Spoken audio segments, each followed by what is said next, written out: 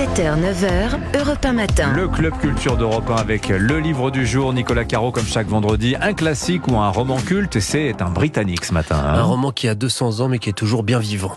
It's alive! Oh, it's alive! It's alive! It's alive! It's alive! It's Alive, c'est ce que s'écrit le docteur Victor Frankenstein quand le monstre prend vie. Il a assemblé des bouts de cadavres ensemble, il y a envoyé un choc électrique et voilà, It's Alive, c'est en vie, le monstre de Frankenstein.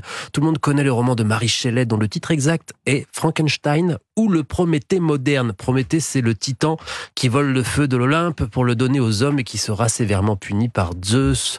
C'est ce qui arrive quand l'homme se prend pour un dieu et c'est exactement le cas du docteur Frankenstein. Frankenstein qui est le créateur et non pas le monstre lui-même, on les confond souvent. Comment s'appelle-t-il le monstre d'ailleurs ? Il n'a pas de nom. Bah voilà. Quand le roman a-t-il été écrit, Nicolas ? En 1816, l'auteur c'est Mary Shelley. Elle se trouvait à Genève avec des amis chez le poète Lord Byron. Or, le temps était très mauvais et pour tromper l'ennui, Lord Byron propose un jeu. Chacun doit écrire une histoire de fantôme et Mary Shelley écrit une nouvelle en fait, qui n'est pas encore tout à fait Frankenstein, mais c'est le premier jet.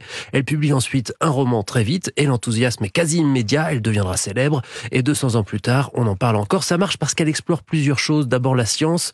Quelques années plus tôt, Luigi Galvani a mené des expériences sur les grenouilles mortes. Il envoyait des petits chocs électriques et la grenouille se mettait à bouger. Pour ça qu'on dit galvaniser.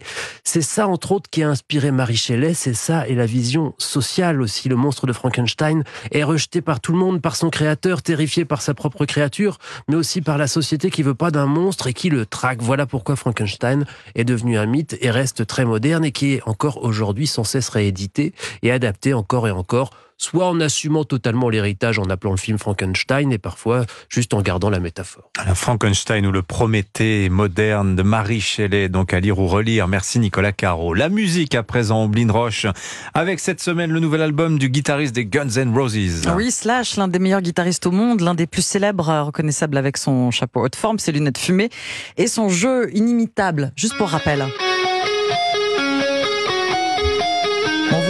Le Sweet Child of Mine des Guns N' Roses. Gibson Les Paul. Oui, oui, absolument. Ce nouveau disque de Slash, ça n'est pas son premier projet solo. Non, effectivement, Orgy of the Damned, c'est son nom, l'orgie des damnés, et son 5e, mais différence notable cette fois, Slash s'aventure sur les terres du blues.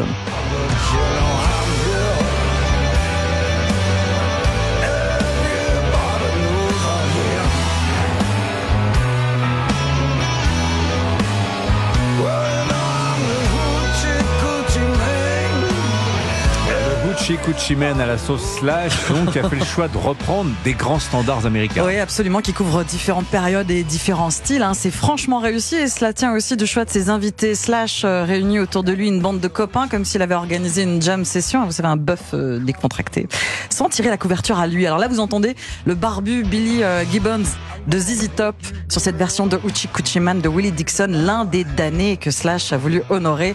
Damné parce que le blues et le rock'n'roll, dit-il, ont longtemps été considérés comme une musique du diable. Ses autres invités sont la grande dame du blues rock Beth Hart, Iggy Pop ou encore ici la chanteuse pop Demi Lovato.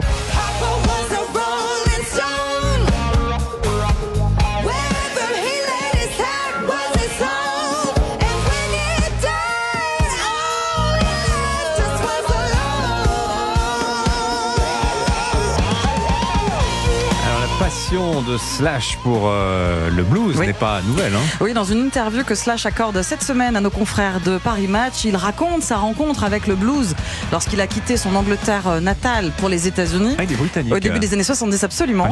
C'est sa grand-mère d'ailleurs qui l'a poussé vers B.B. King. Il est arrivé en 71 à Los Angeles, donc il est arrivé vraiment très jeune aux États-Unis. Avec Orgy of the Damned, Slash revendique un répertoire musical bien plus large que celui des Guns.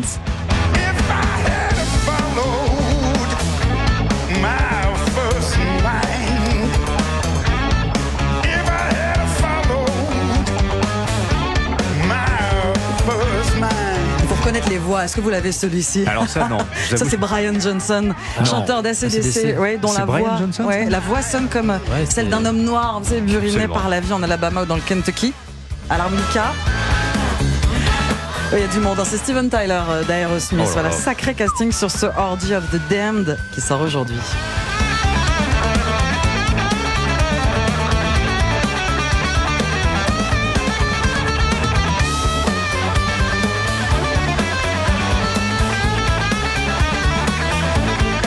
Voilà, Slash Orgy of the Damned, si vous voulez vous faire une cure de blues un peu épais quand même. Ouais, mais c'est quand un même... peu velu, ouais. Voilà, pour le week-end. Merci beaucoup, Omblin Roche. Merci Nicolas Caro. Merci. On se retrouve ce week-end. Nicolas, votre invité, vous rappelez ou pas, 19h, 20h C'est Nicolas dimanche. Lacarrière pour un roman noir qui se passe dans le Val-de-Marne. Voilà, pour... Oh, j'adore Nicolas Lacarrière. J'avais adoré le livre dont... Nueve Quattro. Oh, et voilà, le c'est ça, prochain, Nueve Quattro. c'est Kishta.